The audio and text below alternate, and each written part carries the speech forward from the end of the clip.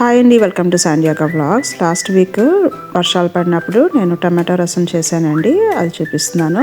ఎర్రగా పండిన ఒక 3 టమాటోలను తీసుకొని ఇలా ఉడికించుకుంటున్నాను. ఒక 10 మినిట్స్కి ఉడికిపోతాయి. అవి చల్లారిన తర్వాత మిక్సీ జార్లో వేసుకొని గ్రైండ్ చేసుకోవాలి.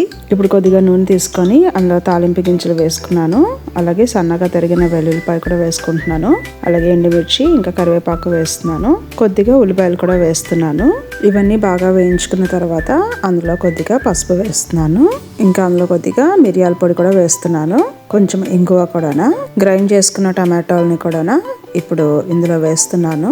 ఇండియాలో టమాటో రేట్ ఇప్పుడు తక్కువగా ఉంది కాబట్టి పప్పు ప్లేస్లో ఇలా చేసుకోవచ్చండి.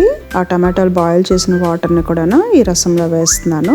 ఇప్పుడు సరిపడా సాల్ట్ వేసుకొని ఒక పొంగు వచ్చేంత వరకు మరిగించుకొని కొత్తిమీర వేసుకొని ఇంకా స్టవ్ ఆఫ్ చేసేసుకోవడమే. టమాటోలు పుల్లగానే ఉన్నాయండి, అందుకే ఇంకా చింతపండు వేయలేదు. Thank you.